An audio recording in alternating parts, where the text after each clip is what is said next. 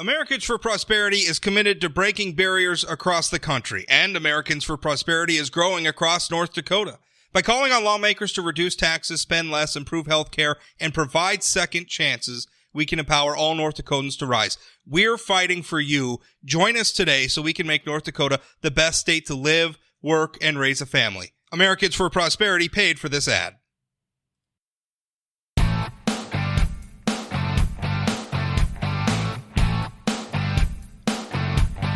Hello, Senator Kevin Cramer, joining me for our God. What are we doing? We're doing these like every 3 weeks now, I think. Not out of any. It seems more frequent, Rob. Does it but seem I'm more happy frequent? to do it as often as it happens. Yeah. Well, it's that's just time. Yeah. Well, I've been trying to space them out a little bit too, where I'm having Congressman Armstrong, Governor Burgum, Senator Hoeven. Spreading them out a little bit. I think sometimes it was just everybody's so accessible now, and I just didn't feel like we needed to do it every week. A lot of stuff going on today. Obviously, the coronavirus thing, which is a real. On one hand, I don't want to not take it seriously. I mean, people are dying from this. People are getting sick. This is hurting real people, and it has the potential to hurt a lot more people. And our response to it is important. And, the spread is, I was reading something, and this really hit home for me, and maybe because I'm from Alaska, and I know just how remote that is. But when we had, the influenza outbreak of the early part of the last century, it reached like the furthest islands of the Aleutian chain in Alaska. I mean, it's the way these things spread is remarkable. I mean, sometimes I think we overestimate our ability to control some of these things. And it gets so hard. It's so complicated because a lot of it's tied up. We want people to be free to move. We want goods and services to be able to flow. That's what we want. Yep. But on the other hand, something like this happens and it says, well, wait a minute. All that freedom can in a way make us vulnerable too, which is a hard thing. I would tell you, I want to spit after saying that as a libertarian, but it's kind of, I mean, that's the pragmatic thing. So the coronavirus thing, some of the political people, I saw Rush Limbaugh had some comments about it. Some people are saying that this is being hyped for political reasons. The Democrats are hyping it and hyping the impact of the economy because obviously the strong economy has been, is something that the Republicans can rightfully and President Trump can rightfully campaign on. Do you buy into that? I mean, is the response to some of this, is it political? Well, I don't think, Rob, there's any question some of the response is political. And what's most disturbing to me about the political part of the response is that really Donald Trump has done nothing less, and in many cases more than has ever been done before with similar circumstances. And yet the New York Times today is calling it Trump's virus. I mean, it's as though he invented it. And so I don't think there's any question there's this distasteful cheerleading for a health disaster in our country, which so far has not taken place. Now, I also agree with you that we have a tendency to overstate our ability to control these things. When you really think about the freedom of movement in our world today, something we cherish, value, especially in our United States, we can even think about Europe, the freedom of movement throughout Europe. And then, of course, the rest of the globe. It's amazing, and we are a global economy.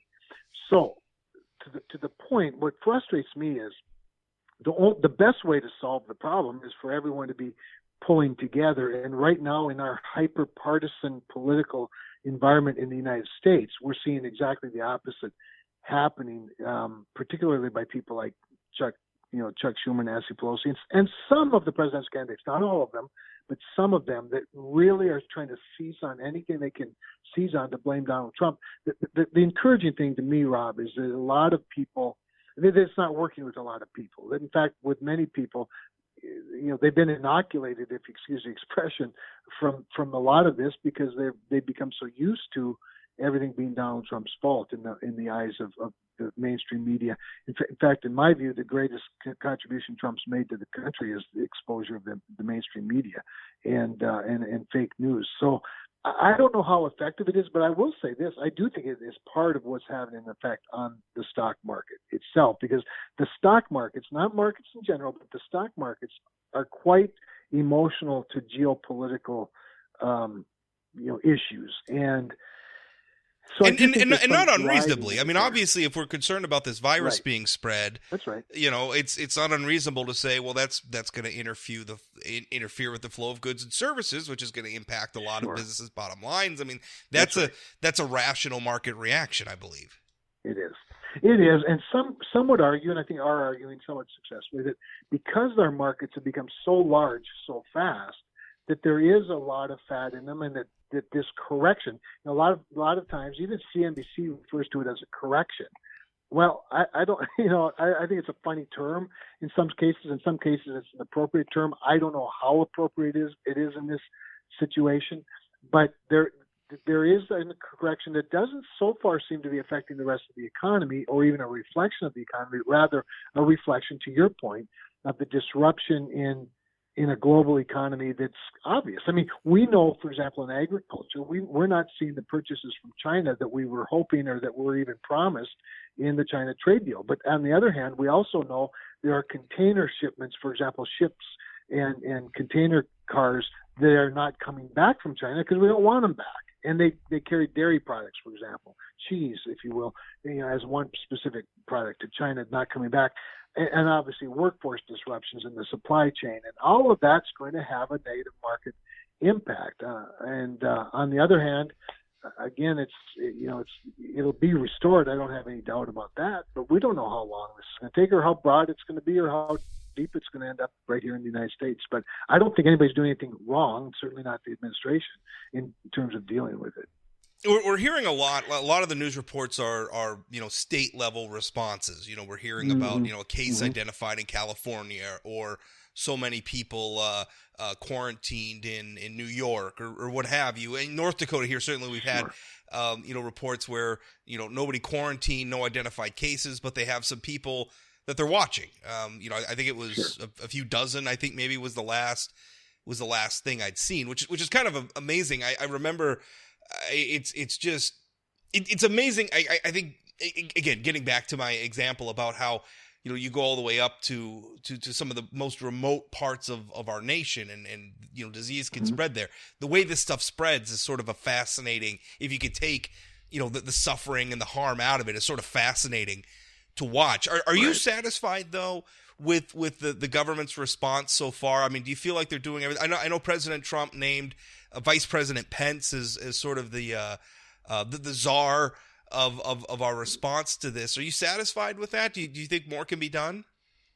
Well, I think it was a good move. I think first of all, putting the health secretary Azar at the helm made all the sense in the world. I mean, he's got the most resources at his fingertips. He's got the most knowledge around him, including within him.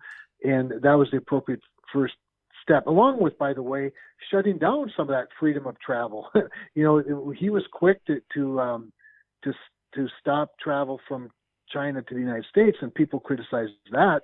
To your point, to your libertarian point, which is, I think, very valid. We're so accustomed to freedom of travel. That is part of our fundamental freedoms, that to have that shut down so quickly, I think was shocking to some people, but it has proven to be a really good call. But these are the balances that commanders in chief have to deal with. The balance of his responsibility to keep us safe and secure, and the responsibility to these kinds of freedoms. I think he's balanced it quite well. I think the next step, by appointing the vice president, was a logical next step in terms of elevating the importance of it, putting somebody even closer to him, and that has direct access to the president himself, makes all the sense in the world. That's somebody who's got a lot of experience overseeing and managing complex organizations, and then adding a global healthcare official to the team as the coordinator. I don't know what more they could do. I think most people feel like the request for funds from Congress was too modest, to which I say hooray for the president for not overreaching. On the other hand, if Congress wants to give them more, and I'm almost certain we will, I don't know what number that would be, but the main thing is that they have the resources they need, and if they need more, they have access to be able to come right back to Congress to get more and make their case. I'd prefer, frankly, to give them more than to put some sort of a trigger in to get it back or to claw it back. But whatever the case might be, I have no doubt they'll have all the resources they need. But there's one other thing that I think, Rob, is encouraging for us, and has been exposed in all of this, and it can be certainly put into political context as well, and that is that we're getting to see what the best healthcare system in America, in the world, looks like in the United States of America, where we have states who have the facilities and the wherewithal to quarantine people, to treat people, and then we have a federal government that coordinates with all of that. And so far, there have been no deaths in the United States. And then when you juxtapose that with what's happened over the decades with our influenza, which has become a much more of a mortality problem than so far the coronavirus has become, you really do see an exceptional healthcare system, albeit expensive, and we need to continue to work on that. But you're also getting to see, perhaps why the pharmaceutical industry in this country, while it's under attack for its high profits and high costs, why it is in the United States, and that the solution to this problem is not going to come from China. The solution to this problem is not even going to come from another socialist country. It's going to come from the United States of America, and it is part of why we're the country that we are, that has the innovators that it has. Do you, and again, getting back to some of the press, I feel like sometimes, especially when it gets, we have, for example, like a natural disaster, like a hurricane or something, and sort of in the immediate aftermath, it's really just focused on, the non-political response. But eventually, as we get away from that, we kind of go back into our ruts, right? And then it becomes just the latest political cudgel that we're going to whack each other with. And it feels like we're starting to do that with Corona. I mean, obviously, you've already mentioned that some of the response has been.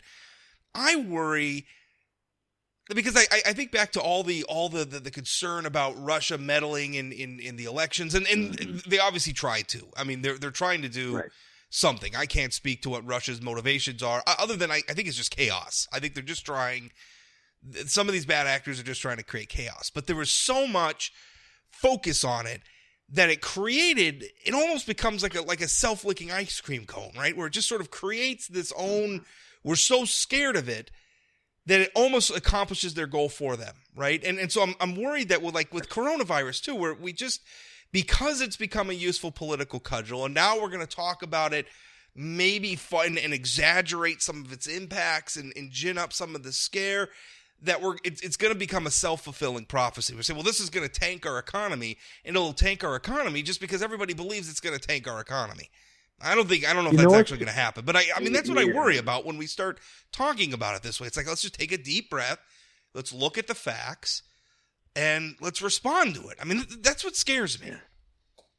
So Rob, here's what I'm sort of chuckling inside right now listening to you, because the irony of what you're saying is that there are some in the, quote, mainstream media who would accuse people like bloggers or people with their podcasts for doing exactly what they're doing today, and here you are. I'm mainstream these days, Cramer. All right, totally. I sold out and went corporate. So just but cool it. Here's what I love about it, Rob. I say it with complete respect for what you're doing, because you right now are expressing the common sense that is missing in this hyper competitive, quote, mainstream. I hate the word mainstream. I shouldn't even use it. The drama is so important anymore in the 24-hour news cycle that they have really become guilty of what it is they used to accuse people like you of doing. And you are facilitating the broader, reasonable, slower, larger, and more serious discussion that I think the country is missing in much of the media of the moment. So I think you're right on point. I think it is something we ought to fear, and I would like to think that at some point the media in general would reflect on itself after some of these things and say, were we so enraged over Donald Trump that we couldn't see anything clearly anymore, or is there something bigger happening, or what is it? Because I think you're right. They're contributing to the scare as opposed to reviewing the facts and reporting them accurately. Let's move on. Let's talk about 2020 races. The field's starting to narrow. We're starting to see some people drop out. Are you surprised that Bernie Sanders leading the pack this far into the? And I say this far, we haven't hit Super Tuesday yet, Sure. but I mean, Right. he's at the top of the cap. He looks like he's going to do pretty good on Super Tuesday too. Does that surprise you? It doesn't surprise me, and the reason it doesn't is, remember, Bernie Sanders was within inches of getting the nomination 4 years ago, and Hillary Clinton proved to be such a disaster for the party that in addition to him having been exposed more and having more name ID and having a ground game and having accumulated a large following, he demonstrates something that pretty much none of the other candidates have, and that is a passion. Even though his passion is misaimed, if you will, he at least has a passion, and that's very attractive today. And his consistency and honesty and authenticity is also very attractive. So I'm not overly surprised by it. I tell you what, though, and I've told a number of my national media friends this, there is a miscalculation out there about what's coming next, and that is this notion that somehow as moderates drop out, whether it's Amy Klobuchar or now they have to pick between Bloomberg and Joe Biden, probably especially after tonight, Pete Buttigieg, the idea that somehow that automatically means as they drop out, their people automatically go to the next, moderate or perceived moderate candidate. No, that's not true. Bernie faulty. Sanders is a second choice for a lot. He's a second choice for a lot of those people. And add to that the bandwagon factor. The leader. This is just how it works in politics. Momentum matters. So I think it's a fascinating thing to watch. And by the way, I this is where I differ from a lot of both the hand wringers on the left and the cheerleaders on the right.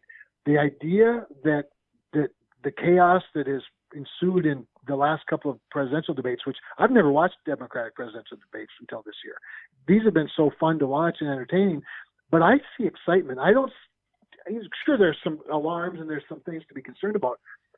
But people running for the highest office in the world with so much at stake on these televised debates with still a fairly crowded field where it's hard to get your minute and 15 seconds in.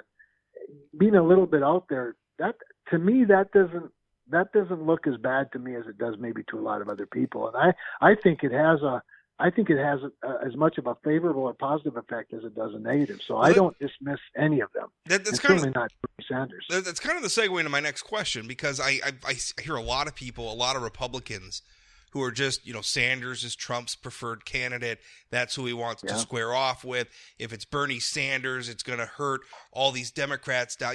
I was watching Lindsey Graham say this, that it's going to hurt down ticket Democrats. And I think that's right. I wouldn't, as a matter of fact, I was text messaging with a Democrat, a prominent Democrat organizer here in North Dakota. And he was saying, we were talking about, North Dakota Democrats recruiting legislative candidates. He said, well, would you want to be on a ballot with Bernie in North Dakota with Bernie Sanders or Mike Bloomberg at the top? And I think there's some truth in that, but just strictly speaking about the presidential race and nationwide appeal, I think Bernie Sanders is probably going to be a very tough challenge for President Trump, if not because their styles are not that dissimilar. And by the way, their appeal, if perhaps not policy specific, but they're populists. They are both populists. And that's I think it's going to be to the point where even, and this was probably one of the most overlooked but shocking outcomes of the 2016 election, was how many Bernie Sanders voters, when Bernie wasn't ultimately the nominee in 2016, voted for Donald Trump. There is a lot of overlap and appeal there. They're both populist in a very, very populist age for all sorts of reasons having to do with social media and everything else. I think Bernie Sanders is going to be a hell of a challenge for Donald Trump. There's no question about it, but there's a couple. I agree with you on everything you just said, Rob, and I've believed it for a long time.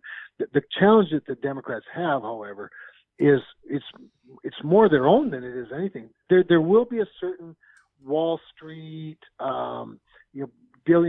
liberal billionaire world out there that will simply not get behind a Bernie Sanders.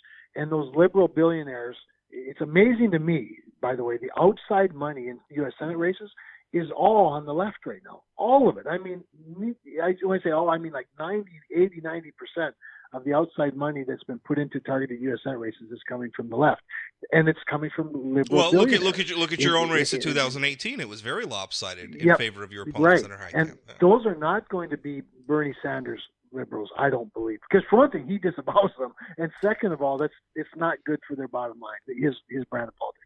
So there's that. There is the excitement factor that maybe several moderate Democrats stay home. I don't see them voting for Donald Trump, but there are some that will. I've seen a lot of data lately. There's no question. There are a lot of people, say the suburban women, for example, that we know has been becoming a problem for Republicans in the Trump era, who when asked the question, who do you support, Bernie Sanders or Donald Trump, they'll cringe as they say, I'm going to vote for Donald Trump. They don't say they support him, they're going to vote for him, because the policies are that different and they see the progress that he has made. On the other hand, here's the bigger problem, I believe, for Democrats. They still don't want Bernie Sanders. And if they do anything to keep him from getting this nomination, anything that seems over, heavy-handed, they will have a revolt on their hands that they will not recover from in this election cycle, and maybe not the next one. So they do have a serious problem. On the other hand, like I said, I take nothing for granted, and I never dismiss a movement like Bernie Sanders has. But I will tell you this as well, with regard to the Trump campaign. President Donald Trump became the president of the United States based largely, if not solely, on just the sheer momentum and the sheer power of his personality and his message. He had no employees in several states. Today he's got dozens of them in several states. He's got more money than historically anyone's ever had, and he's got data like you have never seen, and he collects it every single day. Every time he shows up at these rallies, it's unbelievable the type of machinery he has to go along with the sheer, like I said, momentum of his personality, and it's going to be a difficult thing to stop. But as I say that, I'm looking at the markets right now on my TV screen, and we're fragile. We're fragile. Yeah. Well, the question is going to be at least politically, it's going to be who do voters blame, and on this one, it's tough to. As much as some people are trying, it's tough to blame U.S. policymakers for coronavirus.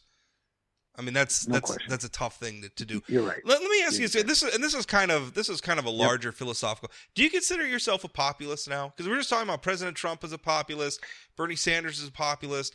I sense the Republican Party has definitely moved in a populist direction.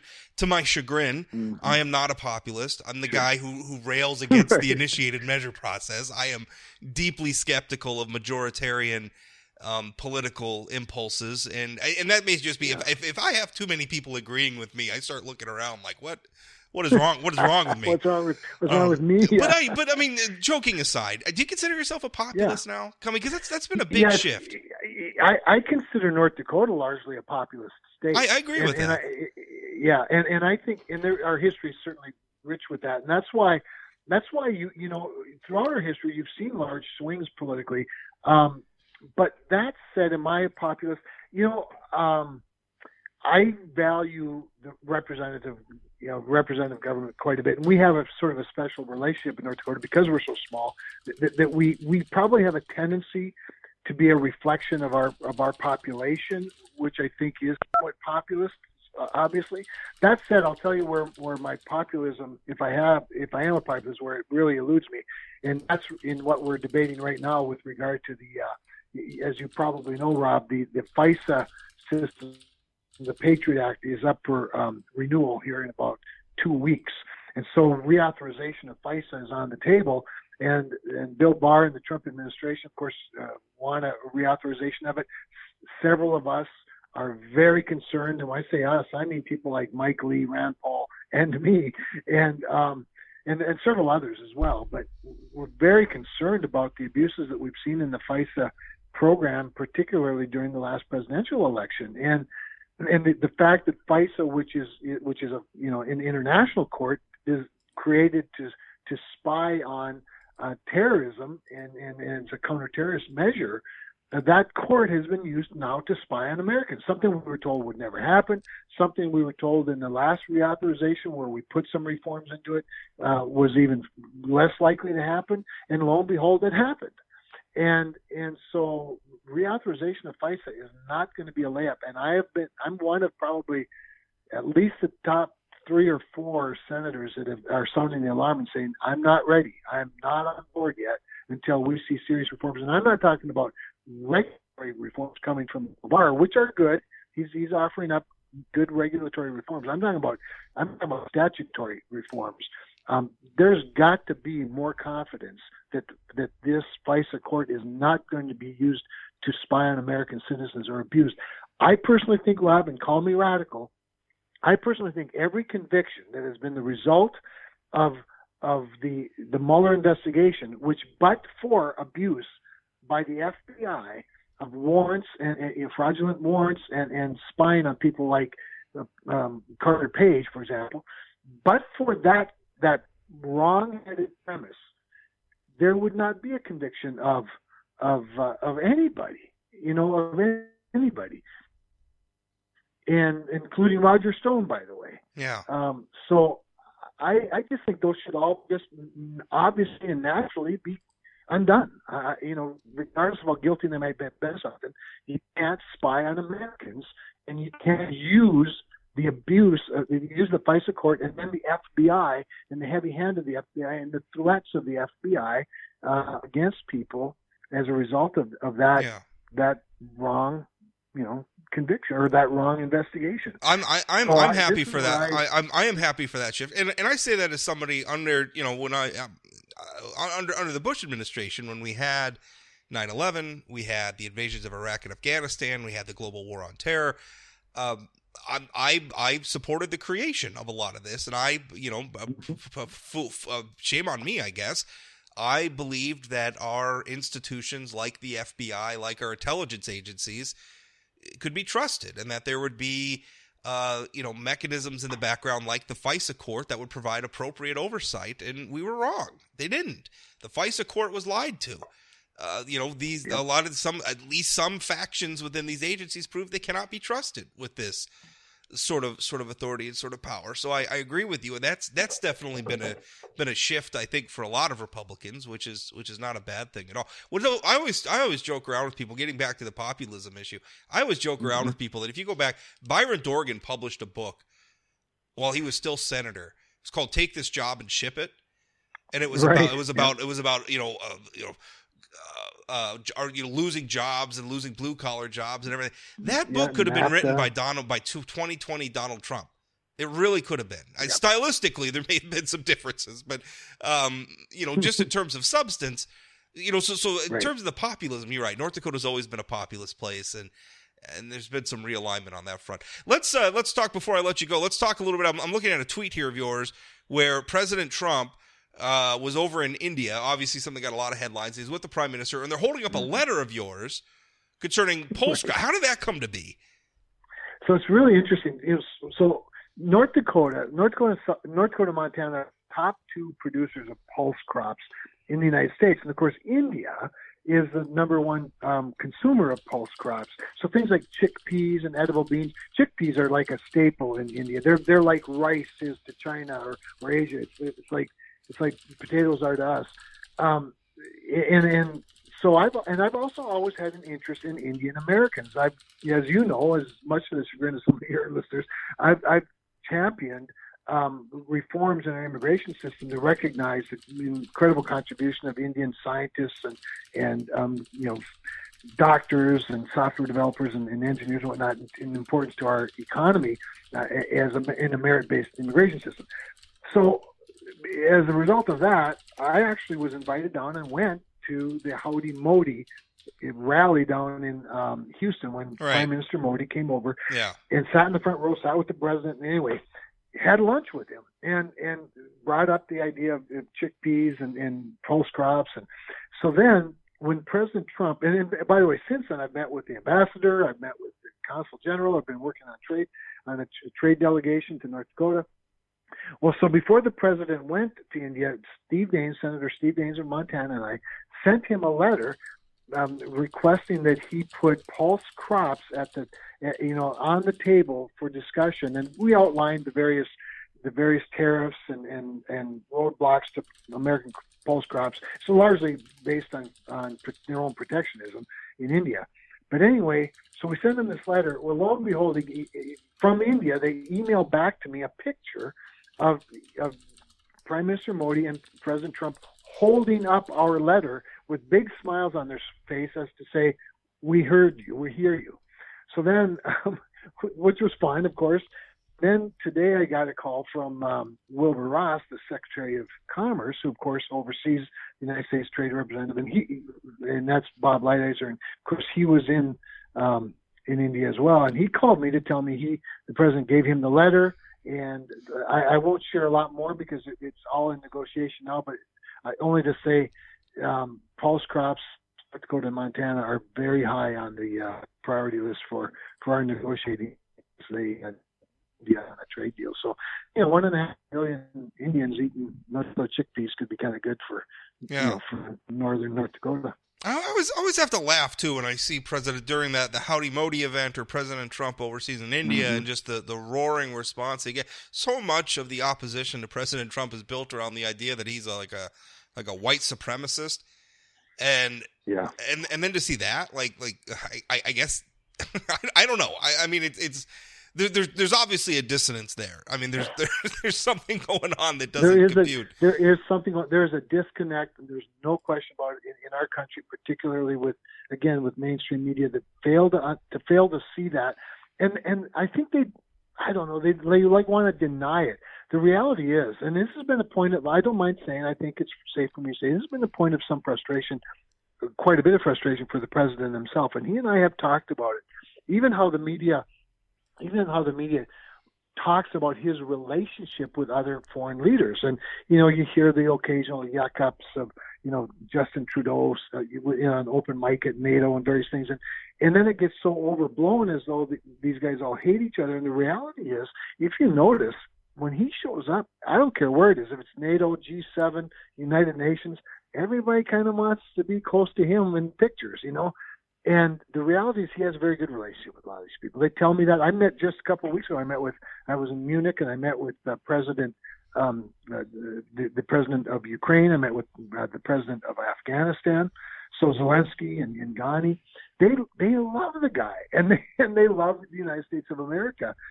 And you don't see that. But the problem, I think, Rob, is that these leaders, they don't have peers within their own country. There can only be one leader of the country.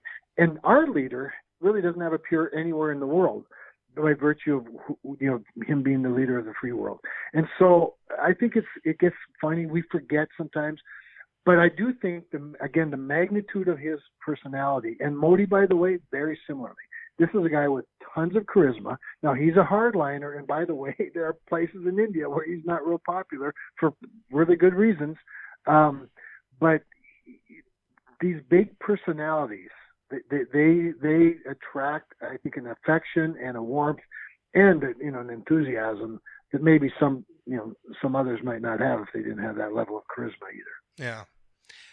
Well, Kevin, I appreciate your time as always, and we'll talk again in a couple weeks. Always a pleasure. Thanks, Rob.